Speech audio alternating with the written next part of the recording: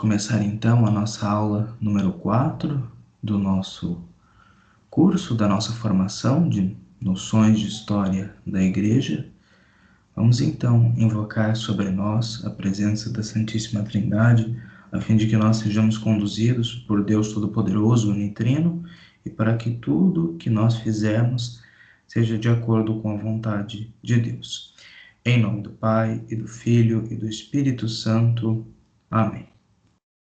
Ave Maria, cheia de graça, o Senhor é convosco. Bendita sois vós entre as mulheres, e bendito é o fruto do vosso ventre, Jesus. Santa Maria, Mãe de Deus, rogai por nós, pecadores, agora e na hora de nossa morte. Amém. Santa Maria, Mãe de Deus, rogai por nós. Glorioso São José, rogai por nós. Então, muito bem, vamos dar início à nossa aula de número 4.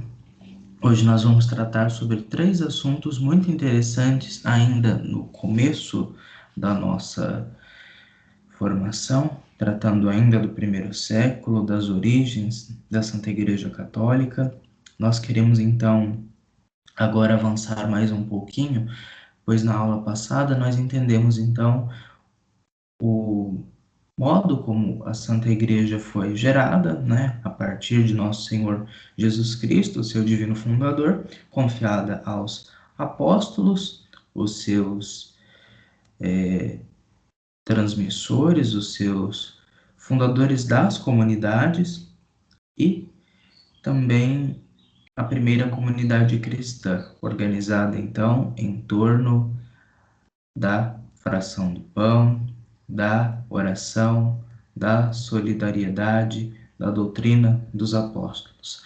Agora, é preciso que nós entendamos, para prosseguir melhor no nosso curso e no nosso entendimento sobre a Santa Igreja, compreendermos melhor o contexto ou os contextos, as culturas nas quais a Santa Igreja nasceu e se inseriu, e a partir dessas culturas, a partir dessas circunstâncias, foi que ela se expandiu no mundo inteiro. Não de forma imediata, mas a partir então do contato com essas duas culturas, a cultura judaica, a cultura greco-romana, é que a igreja vai se expandir. E graças ao grande trabalho apostólico do grandiosíssimo São Paulo. Então, vamos iniciar o compartilhamento de tela.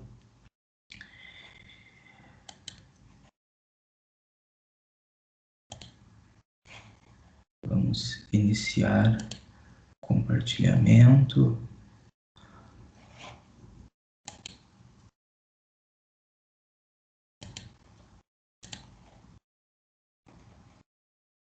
Sim. Muito bem. Então, Noções de História da Igreja, aula 4. Espero que esteja visível esta tela que está sendo compartilhada. Bom, então, nós temos, a princípio, esta tela aqui. A Igreja Católica e o mundo judaico. Então, a Igreja Católica surgiu no contexto do judaísmo do Segundo Templo. Então, quando nós estudamos na segunda aula acerca da divisão da história eclesiástica e vimos um pouco sobre a história sagrada, nós vimos que são vários períodos da história judaica, da história sagrada, da história do povo de Deus. E um dos períodos mais importantes para eles é aquilo que muitos chamam de o Segundo Templo. Então, nós sabemos que o primeiro templo foi destruído no ano de 586, quando Nabucodonosor invadiu Jerusalém e deportou boa parte daqueles que estavam em Jerusalém, mas também de todo o Reino do Sul, o Reino de Judá. Então, em 538, com o Edito de Ciro, esses judeus então vão retornar para Jerusalém, para a Judéia, vão reconstruir o templo alguns anos depois, e a partir de então vai começar o período do Segundo Templo. Então, o período em que nosso Senhor Jesus Cristo e os apóstolos viveram ainda é conhecido como o período do Segundo Templo, embora já esteja quase no final desse período, né? Então, aqui é a coisa que eu disse, este é o imperador Ciro o Persa. Este aqui é uma reconstrução, mais ou menos, do Segundo Templo, mas depois da reforma de Herodes Magno. Então, aqui nós temos aquilo que seria, então, a antiga Jerusalém, os seus muros e o templo. E então, um século depois, com Esdras e Neemias, realizaram a compilação dos livros sagrados e a reforma religiosa. Surgem as bases das práticas e crenças judaicas que vemos nos evangelhos e nos atos. Então, a Bíblia, como nós a conhecemos, ou as Sagradas Escrituras, elas, até aquele momento do quinto século antes de Cristo, ainda não estavam estruturadas. Então, nós só vamos ter essas escrituras estruturadas aqui nesta época. É a partir, então, do exílio, né, com o exílio da Babilônia, e depois que eles retornam do exílio, é que eles começam a escrever os livros da Sagrada Escritura. E surgem os livros, os primeiros livros da Bíblia, como nós a conhecemos, né? O Pentateuco, ou a Torá, né? Gênesis, Êxodo, Levítico, Números e Deuteronômio.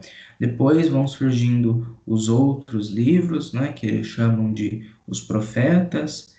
E no final, um pouco antes de Jesus, os chamados escritos. Então, é a partir desta época, a partir da época em que eles retornam do exílio e refazem o templo, vem Esdras e Neemias e vão então fazer uma restauração da religião. Aí eles começam a escrever a história de Israel, começam então a dizer as leis que deveriam ser obedecidas porque foram dadas por Deus lá no passado, os costumes dos ancestrais. Alguns historiadores dizem que é a partir do Segundo Templo, a partir de Esdras e Neemias, que surge então o judaísmo. Então, é a partir deste momento histórico.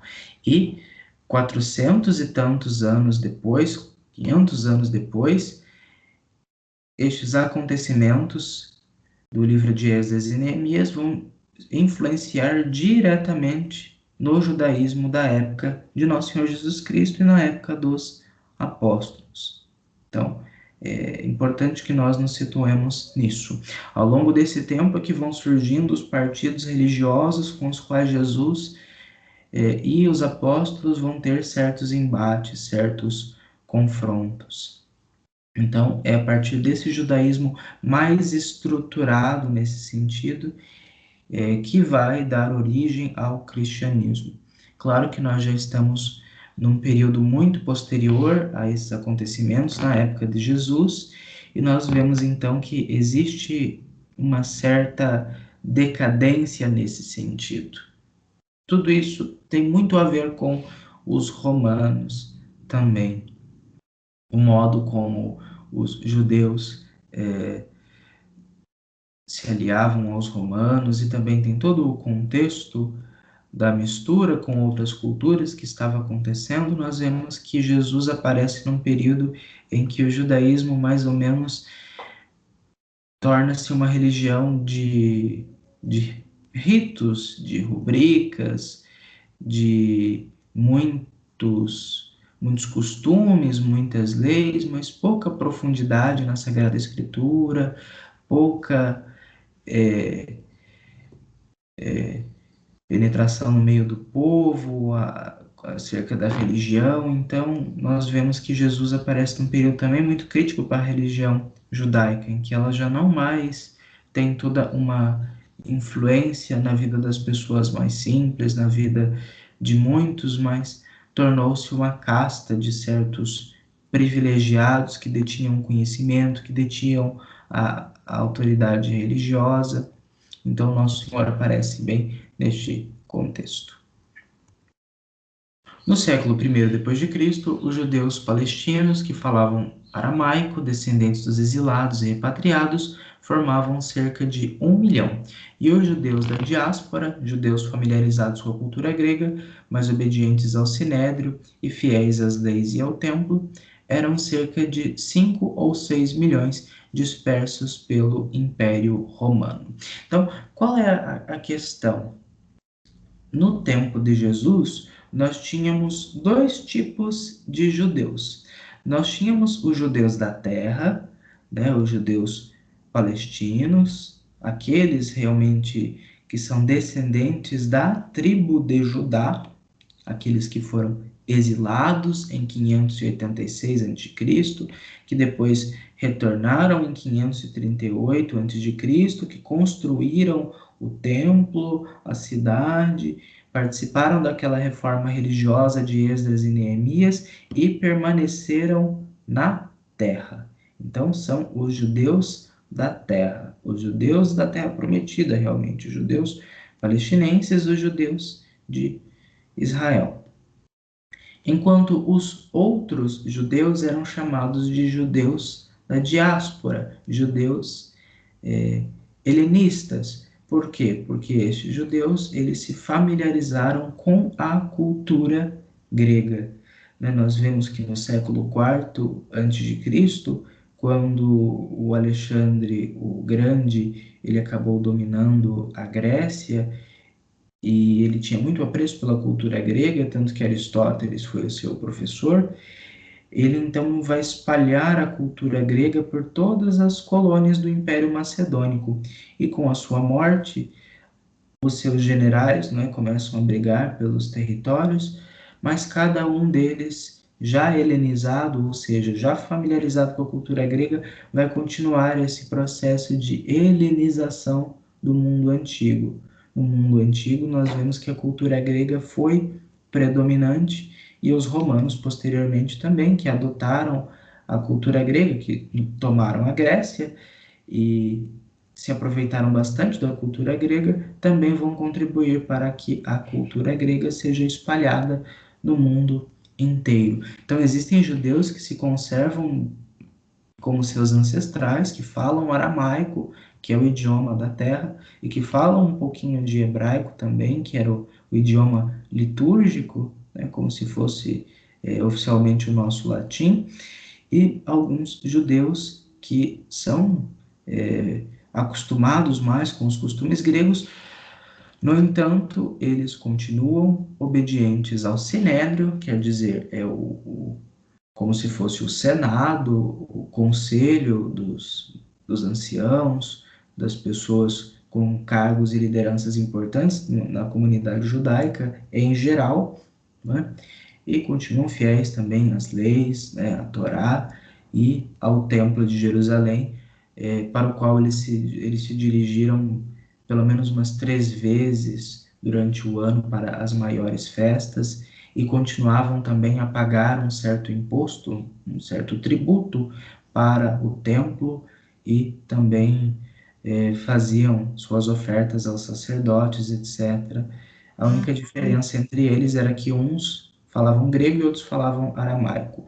Uns eram mais familiarizados com a cultura grega e outros não.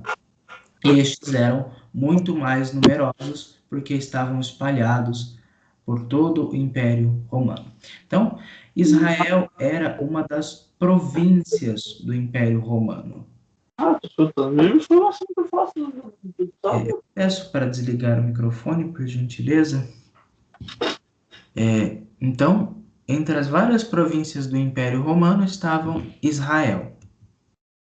Aqui nós temos um mapa e a província, né, da Palestina, como ela vai ser chamada depois, ela está dividida em mais ou menos 3 áreas que compreendem atualmente Israel, como a Galileia mais ao norte, a Samaria no centro e a Judéia no sul. É na Judéia em que fica Jerusalém, que fica Belém, onde Nosso Senhor nasceu. Na Samaria, então, nós temos algumas cidades, como a Samaria, que foi capital do Reino do Norte, a cidade de Samaria, e na Galileia, bem ao norte, nós temos então Nazaré, onde Jesus cresceu, e outras cidades importantes. Aí nós temos outras províncias que estão ao lado de Israel, que faziam parte então do mundo antigo naquela época.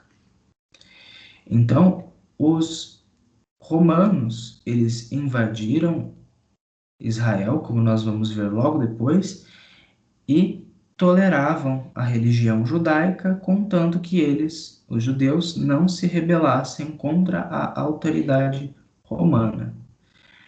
E naquela época, na época de Jesus, como nos mostra os Santos Evangelhos, nós temos alguns partidos, nós temos alguns grupos, algumas linhas de pensamento. Nós temos então o grupo dos fariseus, dos saduceus, dos zelotes e dos essênios. Quem são estes 4 grupos? Quem eram então os fariseus? Os fariseus eram os chamados separados, né? Eram os estudiosos da lei e eram praticantes das tradições, eram os mestres da lei. Então, um fariseu de fato quer dizer separado, era um homem que se dedicava ao estudo da lei e o estudo das tradições. Eles eram aqueles que detinham o conhecimento da religião judaica, eles que sabiam os 613 preceitos de cor. Eles é que então eram os chefes das sinagogas, eles que tinham um contato com a população, e então eles se organizavam a partir então desta vida dedicada ao estudo da lei e ao ensinamento da lei. E Jesus vai ter muita dificuldade com esse partido, especialmente, porque eles vão questionar Jesus do porquê ele está fazendo, porquê que ele fez aquilo que ele fez. Porque, por quais motivações? Amparado na lei, ou se Jesus queria introduzir uma nova lei, ou como ele se posicionava com relação à lei de Moisés, aos costumes que não são lei, mas que fazem parte das tradições que eles aprenderam dos antepassados. Então vai ser um grupo com o qual Jesus vai ter muita dificuldade, porque é o grupo que se apoia nas escrituras e na tradição judaica, enquanto Jesus vem para ressignificar a própria escritura, dar uma nova interpretação e abolir muitas dessas tradições que não têm mais utilidade, que se tornaram um mero ritualismo, meras formalidades.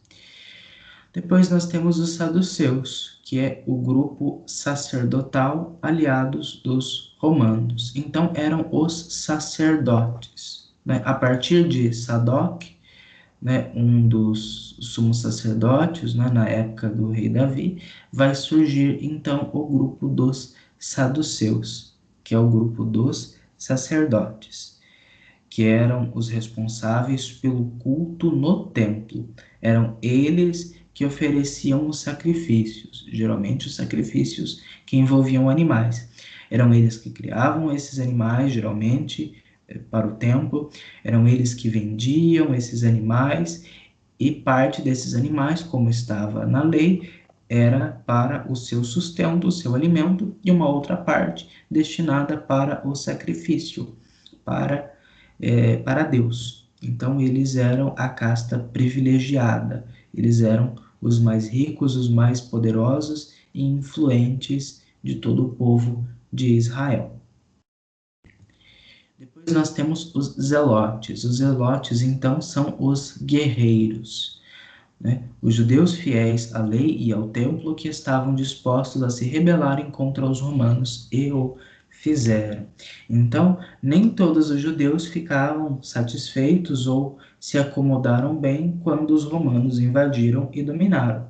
Um desses grupos, o grupo dos zelotes, eram aqueles que pegaram em armas organizaram revoltas e lutaram contra os romanos pela independência de Israel, né? Inspirados no exemplo de Matatias, de Judas, Jonatas e Simão, né? Lá do tempo dos Macabeus, eles então também tentaram libertar Israel da dominação de Roma, e nós vamos ver que as ações deles tiveram consequências não muito positivas. Depois nós temos os essênios. Os essênios, eles não são citados na Sagrada Escritura, mas a partir de estudos arqueológicos e também a partir de outros escritos, nós sabemos da existência deste grupo. Os essênios, então, eram os afastados do templo, que ficavam em oração e penitência no deserto e faziam rituais de purificação e esperavam o Apocalipse. Então, era um grupo apocalíptico, um grupo de judeus que estavam descontentes com os rumos da religião judaica, que já não estavam muito bem inseridos na comunidade judaica e que resolveram então se refugiar nos desertos, nas cavernas, em lugares isolados, e lá então eles praticavam muita oração, muito jejum, muita penitência, enfim, eles se lavavam muitas vezes, né, em pequenos tanques e esperavam então a vinda do Messias e o fim do mundo. Essa comunidade de essênios ela foi praticamente extinta quando houve a primeira grande revolta judaica e então quando Roma invadiu Jerusalém e depois, nesse meio tempo, também acabou dizimando a comunidade dos essênios. Mas eles deixaram para a posteridade os chamados manuscritos de Qumran, ou seja, os manuscritos do Mar Morto. Então, diversas passagens das Sagradas Escrituras na época, no Antigo Testamento, alguns apócrifos também, foram encontrados, né, no começo do século passado, né, por volta de 1947, 48, foram achados alguns manuscritos, e esses manuscritos foram e são importantíssimos para os exegetas, para aqueles que estudam as Sagradas Escrituras, e mostram, então, uma concepção de judaísmo diferente, então, daquela que nós temos, mas também com muitas similaridades com relação ao judaísmo que nós conhecemos e ao próprio cristianismo que estava nascendo naquela época. Bom, então, e Jesus? Jesus aparece como um rabino carismático que atrai vários para o que os judeus da época consideravam como uma seita ou uma heresia. Na compreensão deles, Jesus incitava o descumprimento das tradições e da lei, desrespeitava o templo, falava mal das autoridades religiosas, pretendia ser rei e até blasfemava, se fazendo filho de Deus. E entravam em constantes debates com o Senhor e depois os apóstolos. Então Jesus não se enquadra necessariamente em nenhum desses partidos, em nenhum desses grupos. Ele vamos ter um olhar histórico sobre Jesus, ele é então o que? Um rabino carismático, um rabino independente, alguém que tem uma escola própria, por assim dizer, e que atrai vários judeus para a sua concepção religiosa, que os judeus achavam que era uma seita, uma heresia, enfim, um desvio da fé correta, que era a fé na lei, segundo as tradições, segundo aquilo que eles herdaram de Moisés, enfim, e dos profetas, etc. E Jesus falava de reino, mas falava de um reino de uma forma diferente. Ele então se dizia o Messias, mas um Messias diferente. Ele dizia que não era necessário tantos preceitos, tantas tradições, tantas leis. Então ele era mal visto pelas autoridades judaicas, principalmente pelos fariseus e pelos saduceus. Eles acreditavam que Jesus estava incentivando o descumprimento à lei, o desrespeito ao templo e às autoridades e até mesmo aos romanos, porque ele dizia ser rei. E o pior, o que provavelmente deve ter levado à sua condenação, na perspectiva dos judeus, é que ele se blasfemava, se fazendo, dizendo que ele era filho de Deus. Então, Jesus, com esta visão religiosa discordante e conflitante com o judaísmo da sua época, acabou atraindo a inimizade das autoridades judaicas para si. É claro que nós não queremos generalizar, porque muitos, isso diz os Atos dos Apóstolos, vários mestres da lei e até mesmo sacerdotes, ou seja, fariseus e saduceus, converteram-se para a fé em Cristo. Nós vemos no exemplo dos fariseus o José de Arimateia, nós vemos o exemplo dos fariseus também, Nicodemos, nós temos aquele Jairo que tinha uma sinagoga e outros que eram fariseus e saduceus e que depois se converteram ao cristianismo, ao catolicismo. O grande exemplo disso vai ser o apóstolo São Paulo. Mas é com estes grupos, com esta visão religiosa, uma visão muito legalista, uma visão mais voltada para tradições do que para a lei de Moisés, ou com uma interpretação muito ao pé da letra da lei de Moisés, é com essa visão então que Jesus vai se deparar e os apóstolos também. Com a paixão, os judeus pensavam ter dado fim à nova seita, mas com a ressurreição e a pregação apostólica, eles se viram diante de um grupo mais forte e mais carismático, que tentaram proibir, mas falharam. Perseguiram, mas eles se espalhavam.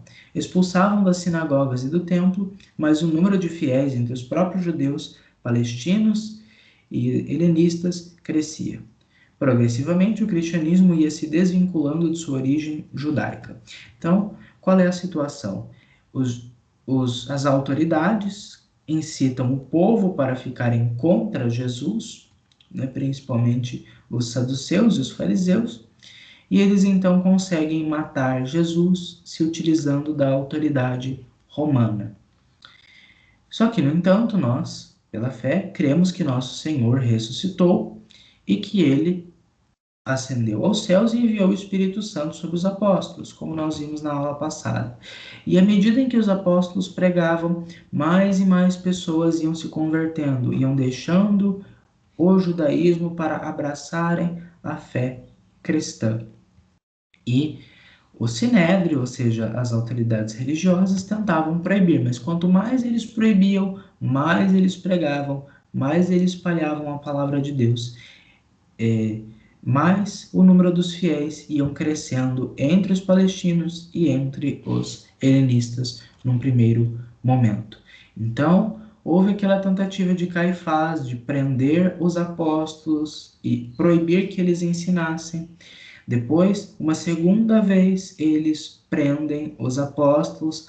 O próprio Rabino Gamaliel entra em defesa dos cristãos, eles são libertados, são açoitados, são proibidos, mas eles ignoram essa proibição e continuam pregando. Então, quanto mais perseguido pelos judeus este cristianismo nascente, mais ele crescia e mais ia se desvinculando do judaísmo. Por quê? Porque chegou um tempo em que aquele que se dissesse cristão ou que acreditava em Nosso Senhor Jesus Cristo como Messias era expulso da sinagoga da cidade. Já não podia mais frequentar o templo. Então, não tinha como eles continuarem nos locais de oração próprios dos judeus.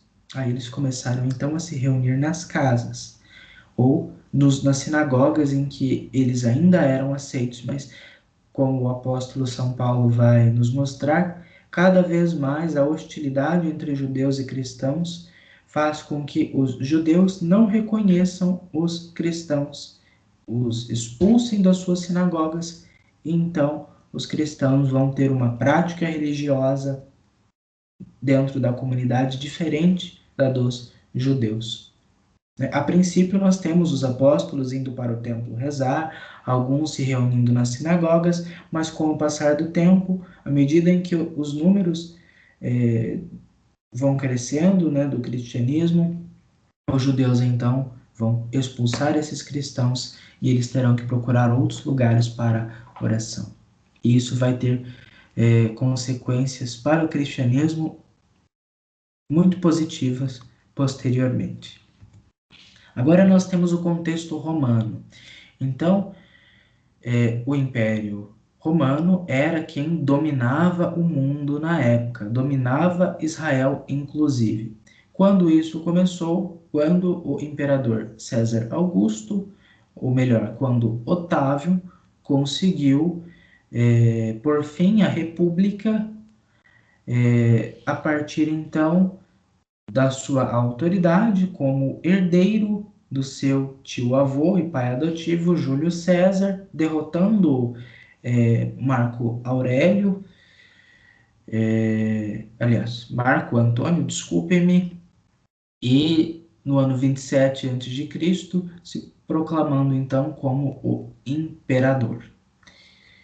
E assim, então, este império, que já era grande, que vai crescer ainda mais, está dominado por uma única figura, ao invés de duas, como era na República. Então, Otávio, que depois vai se chamar Júlio, aliás, César Augusto, vai então inaugurar este império no ano 27.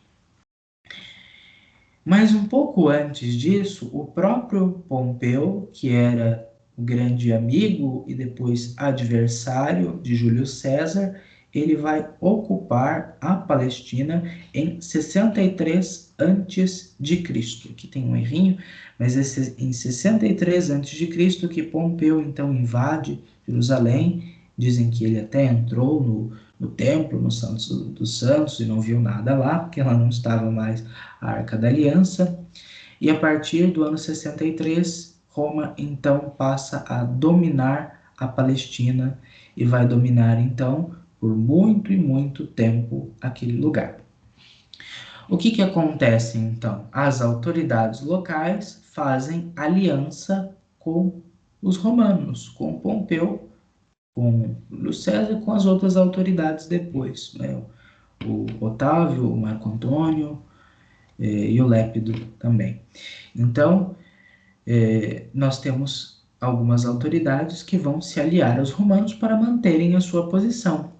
O caso que Flávio Joséfo nos conta é do Antípatro, que era pai do Herodes. O Herodes, aquele que vai perseguir Jesus na infância. O pai dele, então, fez acordo com Pompeu e conseguiu manter uma certa posição dentro da Palestina, dentro do judaísmo e da situação geopolítica naquela época. Ele conseguiu então ser um aliado de Roma. E qual era o acordo entre Roma e entre Israel? Israel então pagaria impostos, reconheceria a autoridade de Roma e, em contrapartida, eles estavam livres para praticar a sua religião, as suas tradições, desde que obedecessem aos romanos e não causassem problemas. E assim, então, foi feito um acordo que durou mais de 100 anos e que acabou sendo desfeito depois, numa circunstância que nós vamos ver na próxima aula. Roma era então a capital do império. Era uma cidade gigantesca, com milhões de habitantes, o que para a época era muito. E era uma cidade que acolhia todo tipo de cultura. Então, havia o panteão com vários deuses, com os deuses gregos, com os deuses egípcios, com os deuses persas, com deuses de outras religiões lá do Oriente, e alguns até mesmo cultuavam o próprio Deus de Israel entre os tantos deuses romanos que haviam. Estes romanos, então, eles falavam naquela época a língua que era a língua vamos dizer, mais disseminada no Império, ainda não era o latim, mas era o grego. Né? O grego era a grande língua do mundo antigo, o grego chamado koiné, que é diferente do grego que é utilizado hoje. E o latim como um idioma próprio da cidade de Roma, enfim, dos arredores. E eles aceitavam toda a filosofia, toda a cultura, toda a religião e faziam um sincretismo, uma mistura de todas essas concepções e sacrificavam para todos os deuses e faziam todos os rituais, banhos de sangue, orgias, toda aquela depravação que acabou tomando conta do Império Romano naquela época. O imperador, então, era uma espécie de semideus, de filho de Deus, né? Filho de Júpiter, o Zeus, que era o maior dos deuses. E quando o imperador morria, o Senado, então, declarava que ele era Deus. Embora alguns imperadores em vida quiseram ser declarados deuses e reverenciados como tais. Mas o imperador então era um sinal de Deus, representava a presença de Deus, e ele deveria ser adorado, né? Era o divino César. E esse divino César então tinha poder sobre a maior parte do mundo conhecido naquela época. E como é que então o cristianismo foi chegar em Roma? Então, nós vemos no relato dos Atos dos Apóstolos que alguns judeus estavam em Jerusalém para o Pentecostes. E alguns desses judeus eram provenientes de Roma. E estes judeus, vindos de Roma para Jerusalém para celebrarem as grandes festas, eles então ouviram a pregação do apóstolo São Pedro e dos outros apóstolos, viram os milagres acontecendo, foram batizados, evangelizados pelos apóstolos, e quando eles retornaram para Roma, fundaram então uma comunidade cristã onde já haviam muitas sinagogas. Então, estes judeus acabaram sendo convertidos pela pregação dos apóstolos, retornaram para Roma, foram para as sinagogas e lá então trouxeram muitos judeus para a fé em Cristo. Então, só que naquela época em Roma, judaísmo e cristianismo eram coisas confundidas pelos romanos. Os romanos eram politeístas, então eles não compreendiam muito bem essa questão de adorar um só Deus, como fazem os judeus e os cristãos. E como os cristãos surgiram dos judeus, para os romanos era tudo uma coisa só, ou era um grupo religioso muito conflituoso, que não se entendia, e cada vez mais haviam atritos entre judeus e cristãos. Eram judeus denunciando cristãos, cristãos sendo bastante ríspidos com os judeus, até que então os conflitos eram tantos, as rixas, os atritos eram tantos entre eles que o imperador Cláudio resolveu expulsar tanto os judeus quanto os cristãos na cidade de Roma, isso por volta do ano 49. No entanto, o cristianismo só crescia em Roma, graças ao trabalho dos missionários, e por fim, essa comunidade recebeu a presença dos ilustres apóstolos São Pedro e São Paulo, que fizeram uma base de operações, já que Jerusalém estava cada vez mais agitada e hostil aos cristãos. Então, muitos cristãos anônimos foram responsáveis pela fundação dessa comunidade. Mas essa comunidade passou a ter o seu destaque, a sua grandeza, o seu alcance, quando foram para lá os apóstolos São Pedro e São Paulo. Tanto que, posteriormente, São Clemente, Santo Inácio de Antioquia e todos os outros vão se referir à comunidade de Roma como aquela que teve como chefes, como cabeças, como fundadores, os apóstolos São Pedro e São Paulo. Então, o trabalho de evangelização de São Pedro e São Paulo em Roma foi tamanho que a sede da igreja se localiza lá. Por isso é que o Papa, até os dias atuais, está em Roma, porque para lá se dirigiu o apóstolo São Pedro, o primeiro Papa. E lá, como veremos depois, ele enfrentou o martírio no ano 67. E desde então, o Papa reside em Roma e de lá ele governa a igreja no mundo inteiro. A princípio, então, Roma era como se fosse um centro de operações de todo o cristianismo. As comunidades, claro que naquela época eram mais independentes, mas Roma já começava a ser uma referência religiosa nessa época, porque lá estava Pedro, lá estava Paulo, que eram então os grandes líderes do cristianismo naquele momento, principalmente São Pedro. Então, porque Roma é tão importante? Roma é a capital do império. Então, como capital do império, com certeza é uma cidade então que tem o seu destaque. E de lá, posteriormente, é que várias ordens, várias questões, vários problemas da comunidade, questões doutrinárias, questões pastorais, questões administrativas vão ser resolvidas recorrendo a Roma, dirigindo-se até Roma ou perguntando a opinião do bispo de Roma, que posteriormente será chamado de Papa. E para encerrar então a nossa aula de hoje, a importância, a figura do glorioso apóstolo São Paulo, aquele que é chamado de o apóstolo dos gentios. Então, os Atos dos Apóstolos, no capítulo 9, nos dão uma descrição muito importante da figura do apóstolo São Paulo. A princípio, nós sabemos então que ele era um judeu jovem, que durante a execução do diácono Santo Estevão, ele foi responsável por segurar as vestes daqueles que apedrejaram Santo Estevão.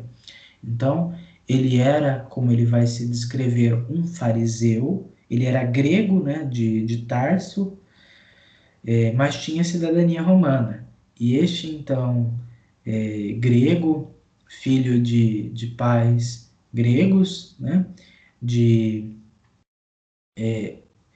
que tinha então que era reconhecido, que tinha cidadania romana e que tinha estudado na sua juventude com o Rabino Gamaliel, que é o grande mestre do judaísmo naquela época, neto do Rabino Hillel, que era o mestre dos judeus. Ele então vai se converter ao cristianismo, o que a igreja acredita como ter sido no dia 25 de janeiro de 37. Nós celebramos a conversão de São Paulo neste dia. Então, no ano 37, São Paulo teria se convertido. Aqui eu já comentei. Ele, então, era educado na cultura grega, mas sabia o hebraico, que era o idioma litúrgico, o idioma das leis, o aramaico, que era o idioma que os judeus se comunicavam, e talvez falasse até o latim, embora não haja como se comprovar necessariamente isso. São Paulo, então, ele é o grande fruto, ele é a grande síntese desse judaísmo com a cultura grega. Então, ele é o fruto daquilo que tem entre os dois mundos, a cultura greco-romana e o judaísmo palestino, o judaísmo grego. Ele, então, é alguém que entende, que tem um domínio da lei, que tem um domínio da linguagem e que se comunica em grego, que é capaz de falar aos entendidos, aos filósofos, como seu discurso no Areópago em Atenas, mas ao mesmo tempo é um judeu piedoso e zeloso pela lei, que ao converter-se ao cristianismo no caminho de Damasco, torna-se ainda mais zeloso pelo cristianismo, pela fé em Jesus Cristo. Ele então é batizado por Ananias, ele vai pregar em Damasco, vai ser conduzido com uma cestinha pela muralha de Damasco, porque queriam matá-lo, porque aquele que até pouco tempo atrás estava perseguindo os cristãos, agora diz que Jesus é o Messias. Então, ele vai ficar um tempo afastado, vai para a Arábia, depois vai para Tarso, a sua cidade, vai rezar, vai estudar, vai se aprofundar nos mistérios da fé. Na carta aos Gálatas, ele vai dizer que ficou um tempo com o apóstolo São Pedro e depois viu São Tiago. Ele vai conhecer esta comunidade, conhecer a fé em Jesus Cristo, conhecer o testemunho daqueles que tinham vivido com Jesus, porque ele não viveu com ele, embora tenha presenciado uma aparição de Jesus, né, esta em Damasco. Ele então vai ficar algum tempo em preparação até que São Barnabé vai chamá-lo para uma viagem missionária. Ele vai se tornar então o missionário, aquele que vai percorrer o mundo inteiro pregando o evangelho, convertendo judeus e pagãos para a fé em nosso Senhor Jesus Cristo. Ele está por detrás também da fundação da comunidade em Antioquia, que era uma das maiores cidades do Império, lá onde os seguidores de Jesus foram chamados de cristãos pela primeira vez. Ele vai primeiro se dirigir aos judeus, ele vai na sinagoga de cada uma daquelas cidades, vai converter algumas pessoas, mas depois ele vê que os judeus fazem muita resistência, não querem se converter, então eles passam a se dirigir principalmente aos pagãos. E com os pagãos, eles obtêm mais frutos. Eles então aceitam melhor a mensagem do cristianismo, a fé em Jesus, do que muitos judeus. Ele então é o maior missionário que a igreja já teve, sendo superado em viagens apenas por São João Paulo II. E ele também é o autor de 13 epístolas que foram os primeiros escritos do Novo Testamento. Aqui nós temos as epístolas de São Paulo, as cartas, né? Uma aos Romanos, duas aos Coríntios, uma aos Gálatas, uma aos Efésios, uma aos Filipenses, uma aos Colossenses, duas aos Tessalonicenses, duas a Timóteo, uma a Tito e outra a Filémon. Ele, então, é o grande responsável pela inserção dos pagãos no cristianismo. Porque a princípio se acreditava que para ser cristão era necessário ser judeu, e que só aos judeus o Messias, o Cristo, ou seja, Jesus, estava destinado a salvar. Ele então compreende, junto com outros apóstolos, que a mensagem de Jesus, que a salvação que vem de Deus, que vem de Jesus Cristo, o Evangelho é universal. Então não importa se é judeu ou se é pagão, todos são iguais a partir de Cristo, a partir do batismo, a partir da fé em Jesus. Ele vai ser então um dos grandes responsáveis por isso. E vai então para Roma e lá será martirizado com o apóstolo São Pedro. Seus escritos e seus feitos iluminam a compreensão do Evangelho. São inspiração para os missionários, catequistas, pastores e fiéis de todos os tempos. Seu zelo pela mensagem de Cristo e solicitude pelas comunidades são únicas. É retratado com a espada da palavra de Deus e do bom combate da fé cristã. Então, São Paulo vai ser um grande fundador de comunidades. Ele vai passar de cidade em cidade, fica um tempo com eles, forma as suas lideranças, corrige os vícios, ensina as pessoas a mensagem de Cristo, do Evangelho, deixa autoridades, deixa discípulos, seguidores de Cristo, ensinados por ele para pastorearem a comunidade, como o próprio São Lucas, como São Timóteo, como São Tito e outros. Ele então vai ser aquele que é o combatente da fé, aquele que combateu o bom combate. Por isso ele é retratado como uma espada, a espada da palavra de Deus. E ele vai zelar por essas comunidades a ponto que ele escreve cartas para verificar o andamento da comunidade e para continuar a instrução dessas comunidades. Dessas muitas cartas que São Paulo deve ter mandado, nós temos as 13 epístolas canônicas de São Paulo, né, as cartas paulinas. Embora alguns estudiosos dizem que algumas dessas cartas foram escritas de próprio punho pelo apóstolo São Paulo e outras talvez não tenham sido escritas por eles, mas por discípulos ou por comunidades que foram evangelizadas por Paulo.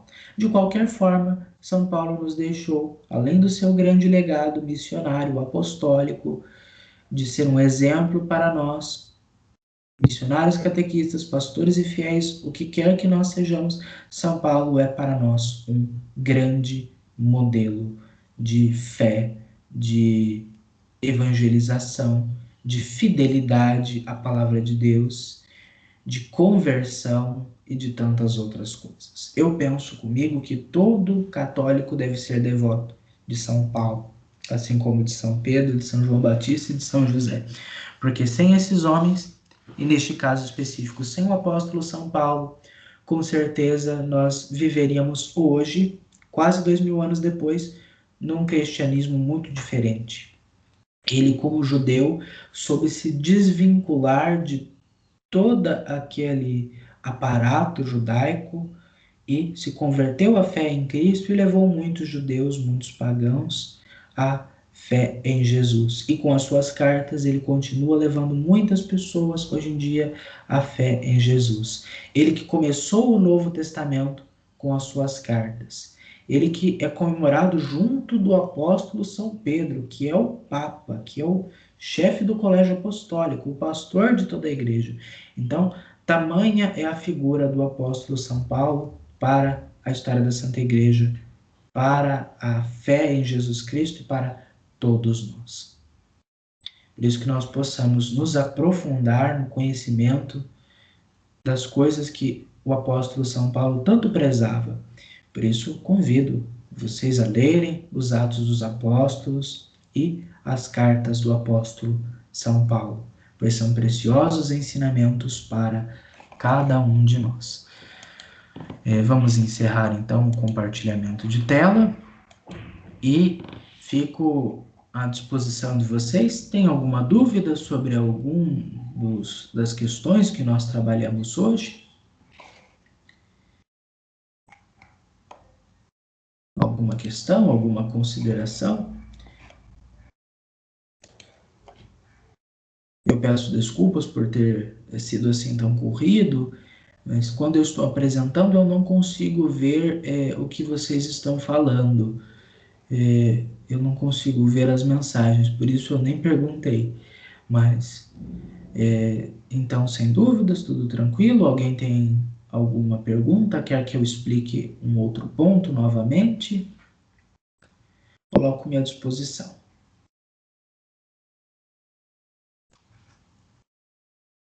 Lembrando sempre, então, que eu permaneço mais um pouquinho para aqueles que querem fazer alguma pergunta no particular. E eu vou deixar, então, duas sugestões de leitura para vocês. Um livro que trata muito bem dessa questão do surgimento da igreja na cultura judaica e na cultura romana, que se chama, então, O Milagre da Igreja, do grande Padre Sete Langes, o autor da Vida Intelectual, que é uma grande obra. E sobre São Paulo, vou deixar para vocês um romance de uma escritora chamada Taylor Caldwell, que se chama O Grande Amigo de Deus. É um romance, então nós temos que ter a ciência de que nem tudo que está escrito lá aconteceu verdadeiramente, mas que é baseado naquilo que nós temos da vida, da biografia, dos feitos de São Paulo a partir dos Atos dos Apóstolos e das suas 13 cartas.